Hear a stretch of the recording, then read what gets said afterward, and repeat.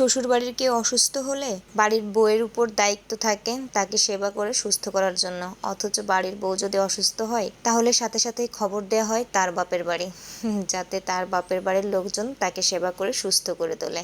কি একটা অদ্ভুত নিয়ম, তাই না?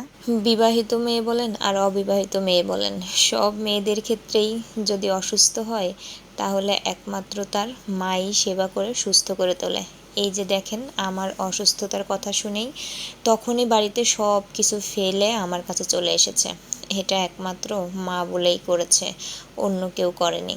সবাই শুধু বোঝায় সবার প্রতি সবার দায়িত্বগুলা, কার প্রতি আমার কি দায়িত্ব আছে, কি দায়িত্ব পালন করলাম না, সেগুলাই শুধু মানুষের মুখে শুনি। কিন্তু সবার প্রতি সেই দায়িত্ব পালনের পাশাপাশি তাদের কাছ থেকে আমার বিপদের সময়ও যে আমি কিছু আশা করতে পারি, সেটা মনে হয় সবাই ভুলেই যায়। দায়িত্ব পালনে যদি একটু এদিক ওদিক হয় তাহলেও কত কথা মেয়েদের শুনতে হয়। অথচ আমার এই অসুস্থতায় আমার পাশে একমাত্র আমার মা, বোন আর আমার হাজবেন্ডকে ছাড়া কাউকেই পাইনি। যাক, সেটা নিয়ে আর কোনো আফসোস বা দুঃখ নেই, সেটা নিয়ে ভাবিও না। অনেক ক্ষেত্রে অনেক কথা শুনে কথাগুলো এমনিতেই চলে আসে। যার দুনিয়াতে মা আছে তার আর কিচ্ছু লাগে না। আর একটা জিনিস থাকাটা খুব প্রয়োজন, সেটা হলো নিজের একটা বোন। আমার অসুস্থ থাকাকালীন সময়ে আমার বোনও আমার জন্য অনেক কিছু করেছে, আলহামদুলিল্লাহ। আর মায়ের কথা কি বলবো, মা তো মাই, যার তুলনা কোনো কিছুতেই হয় না। এই ভিডিও ক্লিপসটা বেশ অনেক দিন আগের, যখন আমি অনেক বেশি অসুস্থ ছিলাম তখন। আম্মু বাসায় এসেছিল কিছুদিনের জন্য। প্রতিদিনের রান্নার সাথে সাথে এক্সট্রা আবার বেশি করে রান্না করে করে সে বক্সে করে ফ্রিজে রেখে গেছে, যাতে আম্মু চলে যাওয়ার পরও আমার কষ্ট করে রান্না করতে না লাগে। আম্মু যে কদিন ছিল বাসায়, সে কদিন যদি কিছু খেতে না পারতাম তাহলে আবার নতুন করে অন্য কিছু রান্না করে সামনে এসে হাজির করত। মানে আমি কি খেতে পারবো কি খেতে পারবো না তার সব দিকেই খেয়াল। মায়ের ভালোবাসার আসলেই কোনো তুলনা হয় না।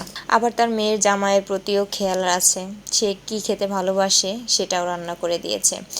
আর এই যে এখানে মাছ, মাংস, সবজি সব কিছু রান্না করেছে ফ্রোজেন করে রাখার জন্য। ফ্রিজে যতগুলো বক্স দেখতে পাচ্ছেন সবগুলোতেই আম্মু রান্না করে রেখে গেছে, যাতে এই অসুস্থ শরীর নিয়ে রান্নাঘরে গরমের মধ্যে রান্না করতে না হয়। মেয়ের কষ্ট একমাত্র মনে হয় মাই বোঝে।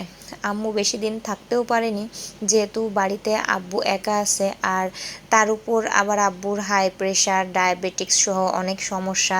আবার আব্বু স্কুলের শিক্ষক, তো প্রতিদিন স্কুলেও যেতে হয়, তো তার জন্য আর কোনো উপায়ও নেই বেশি দিন থাকার। মেহেরিমাও অনেক খুশি হয় ওর নানুমণি বাসায় আসলে, মানে সব দুষ্টমির কেন্দ্রবিন্দু তার নানুমণি, মানে সব আবদার তার নানুমণির কাছে। আমি কিছুই বলতে পারবো না, এই জন্য তার নানুমণি বা খালামণি বাসায় আসলে তার খুবই সুবিধা হয় দুষ্টামি করতে। তো যাই হোক, আমার অসুস্থতায় এই 3-4 মাসে আম্মু বেশ কয়েকবার এসেছে, এভাবে কয়েকদিন, মানে 1 সপ্তাহ বা 3-4 দিনের জন্য হলেও এসেছে। এসে সব কিছু রান্নাবান্না করে দিয়ে গুছিয়ে দিয়ে গেছে। আসলে দুনিয়ায় যার মা আছে সেই প্রকৃতপক্ষে ধনী আর সুখী মানুষ, আমার সেটাই মনে হয়। বেঁচে থাকুক, সুস্থ থাকুক পৃথিবীর সকল মা। দোয়া করবেন সবাই আমার আম্মুর জন্য। ভালো থাকবেন সবাই। আল্লাহ হাফেজ।